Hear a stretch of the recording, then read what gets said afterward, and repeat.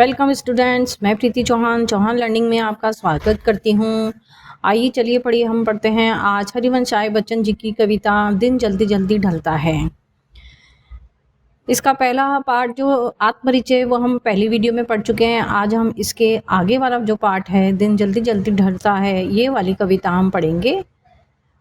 बच्चन जी का जीवन परिचय मैंने आपको अपनी पहली वीडियो में दे दिया है, इसलिए यहाँ हम सीधी इस कविता पे आते हैं। चलिए देखते हैं हम कविता। संदर्भ पढ़ते हैं पहले हम। प्रस्तुत काव्यांश हमारी पाठ्य पुस्तक आरोह भाग 2 में संकलित कवि हरिवंश राय बच्चन द्वारा रचित कृति निशा निमंत्रण से लिया गया है। ठीक है। प्रसंग है, हो जाए न पथ में रात कहीं, मंजिल भी तो है दूर नहीं, यह सोच थका दिन का पंथी भी जल्दी जल्दी चलता है, दिन जल्दी जल्दी ढलता है। ये जो हमारी कविता है ये किसमें से ली गई है? बच्चन जी की कृति निशा निमंत्रण से लिया गया है। इसमें बच्चन जी बता रहे हैं कि लक्ष्य को पाने के लिए बेचैन यात्री अपने ललक में तेजी से चलता है और उसे ऐसा लगता है कि मानव दिन अपनी स्वाभाविक गति से बहुत तेज चल रहा है। कवि कहता है कि दिन भर चलकर अपनी मंजिल पर पहुंचने वाला यात्री देखता है कि अब मंजिल पास आने वाली है, वह अपने प्रिय के पास पहुंचने वाला है और उसे डर लगता है कि कहीं चलते चलते रास्ते में रात न हो जाए, इसलिए वह प्रिय मिलन की कामना में जल्दी जल्दी कदम रखता है। इसलिए उसे ऐसा प्रतीत हो रहा है कि दिन जल्दी जल्दी ढल रहा है। ठीक है। हो जाए ना पथ में राहत कई, मंजिल भी तो है दूर नहीं। अर्थात रास्ते में जब पथिक चलता है अपनी मंजिल पर पहुंचने के लिए, तो उसको ये लगता है कि मेरी मंजिल दूर नहीं है, पास ही में है। ठीक है ना। तो वो यह सोचकर अपने कदम और जल्दी जल्दी बढ़ाता है कि मैं जल्दी जल्दी अपनी मंजिल तक पहुंच जाऊं, कहीं चलते चलते मुझे देर नहीं हो जाए, रात नहीं हो जाए। अगर रात हो गई तो मैं अपनी मंजिल तक पहुंच नहीं पाऊंगा। इसलिए ये सोच थका दिन का पंथी जल्दी जल्दी चलता है, और जब उसके मन में ऐसा विचार आता है कि मुझे कहीं देर ना हो जाए, रात नहीं हो जाए, तो यही सोचकर वो अपने कदम जल्दी जल्दी बढ़ाता है। दिन जल्दी जल्दी ढलता है, कहीं दिन ढल ना जाए, बस यही विचार कर जो पथिक है वो अपनी मंजिल को प्राप्त करने के लिए जल्दी जल्दी चलता है। इसलिए वह प्रिय मिलन की कामना में जल्दी जल्दी अपने पैर बढ़ाता है। उसे ऐसा प्रतीत हो रहा है कि कहीं दिन जल्दी जल्दी ढल रहा है। आगे का प्रसंग पढ़ते हैं हम। बच्चे प्रत्याशा में होंगे, नीड़ों से झांक रहे होंगे, यह ध्यान परों में चिड़िया के भरता कितनी चंचलता है, दिन जल्दी जल्दी ढलता है। बच्चे प्रत्याशा में होंगे, प्रत्याशा मतलब इंतजार। नीड़ों से झांक रहे होंगे, नीड़ों मतलब घर, घोंसलों से झांक रहे होंगे, ये ध्यान परों में चिड़ियाओं के भरता कितनी चंचलता, दिन जल्दी जल्दी ढलता है। व्याख्या। इस काव्यांश में कवि अपनी बात को स्पष्ट करने के लिए चिड़िया का उदाहरण देता है, एक पक्षी का उदाहरण देता है कि चिड़ियों के माध्यम से कवि अपनी जो मानवीय ममता का बहुत ही उन्होंने करुणापूर्ण चित्रण किया है। यहाँ पर कवि कहते हैं कि बच्चे प्रत्याशा में होंगे, मतलब जब एक चिड़िया आकाश में उड़कर अपने घोंसले की ओर वापस लौट रही होती है तो उसके मन में एक ख्याल आता है कि मेरे बच्चे मेरी प्रतीक्षा कर रहे होंगे और वे नीड़ों से झांक रहे होंगे, अर्थात घोंसलों में बैठे बैठे बाहर वो मेरा इंतजार कर रहे होंगे, मेरी राहत देख रहे होंगे और उन्हें मेरी प्रतीक्षा होगी। प्रत्याशा मतलब इंतजार कर रहे होंगे मेरा।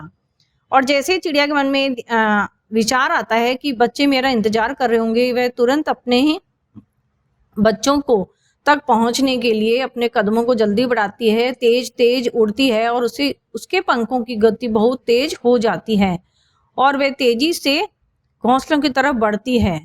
ये ध्यान परों में चिड़ियों के भरता कितनी चंचलता, चंचलता मतलब अपने पंखों को जल्दी जल्दी वो दौड़ाती है। जैसे उसे लगता है कि बच्चे मेरा इंतजार कर रहे हैं कि मम्मा कब आएगी, कब हमारे लिए खाना लाएगी, कब चुग्गा लाएगी, कब हमारी माँ हमें दुलार करेगी। ऐसे विचार आते ही चिड़िया जो है तेज तेज उड़ती है आसमान में और उसके पंखों में एक गति आ जाती है और वह तेजी से अपने घोंसले की तरफ बढ़ती है। तब उसे लगता है कि मानो दिन बहुत तेज गति से ढल रहा है और वह तेज हो जाती है और अधिक तेज उड़ने लगती है। नेक्स्ट प्रसंग है, मुझसे मिलने को कौन विकल, मैं हूं किसके हित चंचल, यह प्रश्न शिथिल करता पथ को, भरता और में विभलता है, दिन जल्दी जल्दी ढलता है। प्रस्तुत काव्यांश में कवि ने अपने जीवन में प्रेम की कमी के कारण विद्यमान शिथिलता और हृदय की व्याकुलता का वर्णन किया है।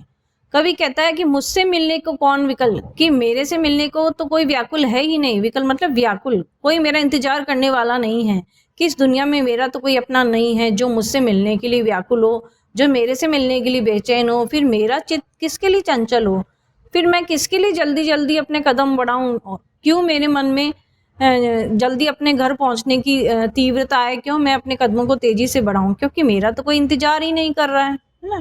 यह प्रश्न शिथिल करता पद को भरता उर में विह्वलता, और मेरे मन में किसी के प्रति प्रेम तरंगे जागे, यह प्रश्न मेरे कदमों को शिथिल कर देता है। जैसे कवि के मन में ये विचार आता है कि कोई मेरा इंतजार करने वाला नहीं है, कोई मेरे से मिलकर खुश होने वाला नहीं है, कोई मेरे से मिलने के लिए व्याकुल नहीं है। जैसे ये विचार आता है तो कवि के जो कदम हैं वो शिथिल हो जाते हैं, और प्रेम अभाव की बात सोच कर भी उनके कदमों में एक ढीलापन आ जाता है, वो धीरे धीरे चलने लग जाते हैं।